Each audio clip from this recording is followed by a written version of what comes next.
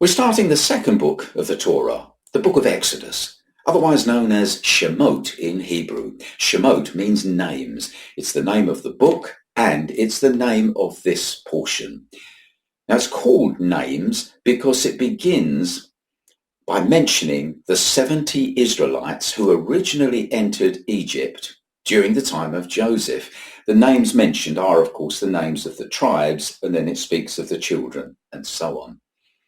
It runs from Exodus chapter 1 verse 1 to chapter 6 verse 1. Now Joseph was the agent of Egypt's survival.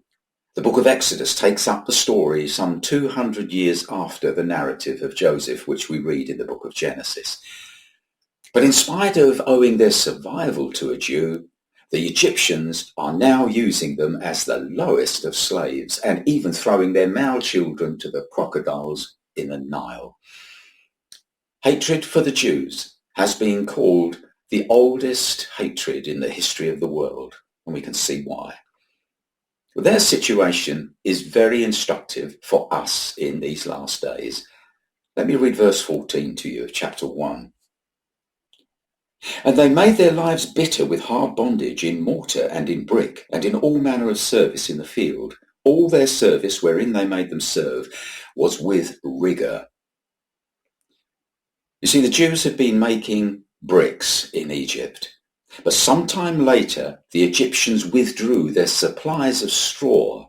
Now straw was essential for the making of bricks, and the Jews had to spend the hours that they weren't making bricks during the day searching for the straw in the countryside at night. So they would be on their hands and knees in the dark fields, cutting the stubble from the field, ready for the next day. So they would grab just a little bit of sleep and then the day would begin, bricks, at night searching for the straw. It was to wear them out, it was to debilitate them physically and to control their population and, above all, to break their spirit.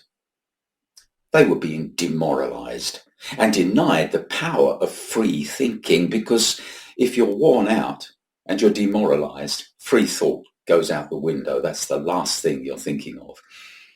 Now, it was easy for the Egyptians to enslave the body, but nurturing a slave mentality, that takes more cunning, but the Egyptians were equal to it.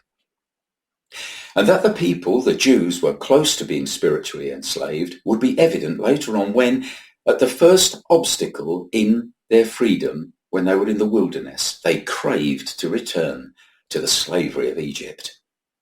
You see, it was all about control and making the people depend upon overseers. Free thinking was against the state. It usually is. So there's nothing new under the sun. The situation of the church in these end times is grave, very similar to that of the Jews in Egypt. In fact, Daniel warned that the governments would seek in the last days to wear out the saints of the Most High. You'll find that in Daniel 7:25. It's an incredibly important verse, and we should bear it in mind that they are attempting to wear us out. We are the ones that are the target of the globalists. And that's you if you're a Christian, that's me, that's Jews also, because the enemy hates the God of Abraham, Isaac and Jacob and the God and Father of the Lord Jesus Christ, who of course is the same God. We're in this together. Now, like Israel of old, we are being persecuted with burdens.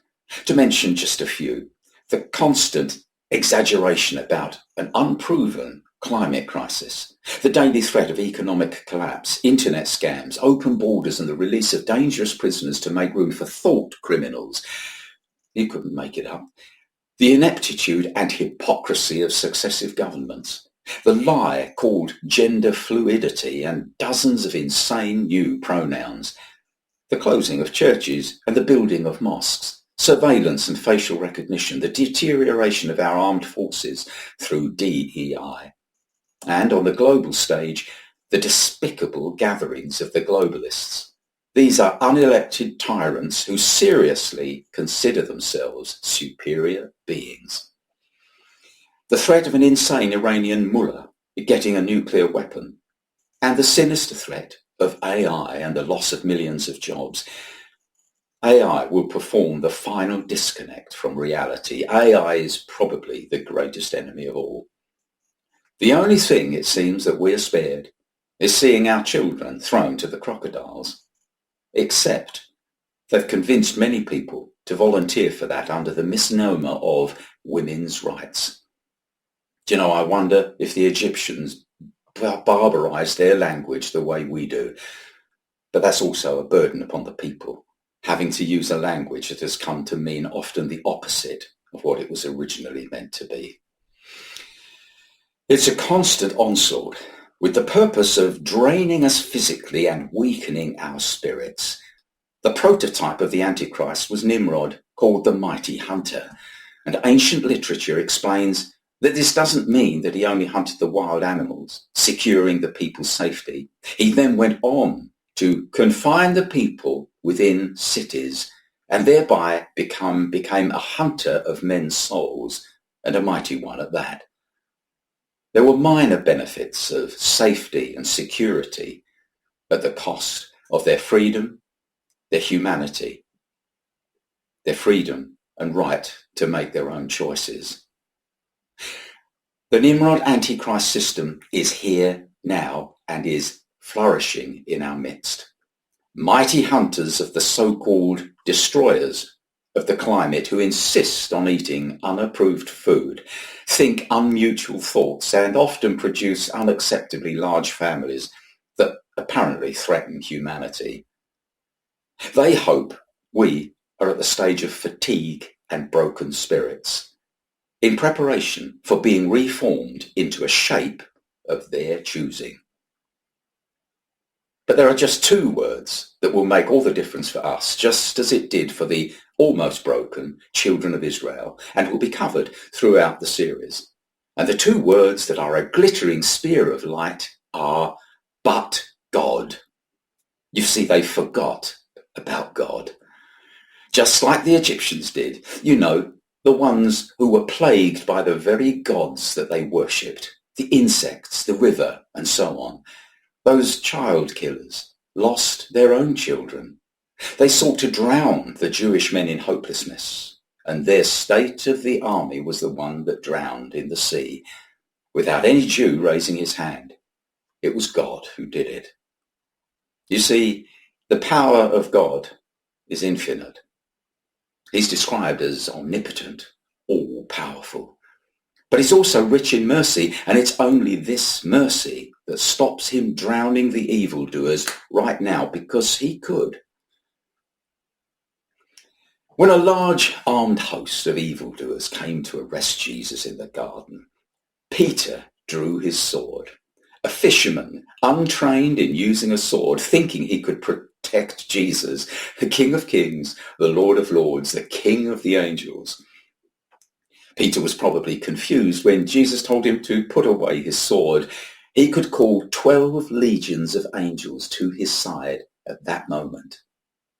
Now that's somewhere in the region of 72,000 heavenly warriors. And remember, just one of those heavenly warriors killed 185,000 armed men in one night. You'll find that in Isaiah 37 verse 36. And Jesus could call somewhere in the region of 72,000 of them. And Peter, the fisherman, draws his sword. You know, Jesus doesn't need us. We need him. The thing we must do is to stay close to Jesus and listen for his voice every day. Psalm 46 is one you must read after you've watched this video. Psalm 46 says this: "The world is falling apart. The earth is shaking. The mountains are slipping into the midst of the roaring sea. Nations are raging, and the earth is actually melting." When suddenly a calm and a peace comes over the psalm, everything goes quiet, and a voice, a gentle, calm voice, says to us, "Be still and know that I am God." Christian, that's you and that's me. Non-Christian, why don't you draw close to Jesus? Because very soon, that's going to be the only safe place in this world. The truth of the matter is, Jesus has only ever been the safe place of this world. Put your faith in Jesus. You will never, ever regret it.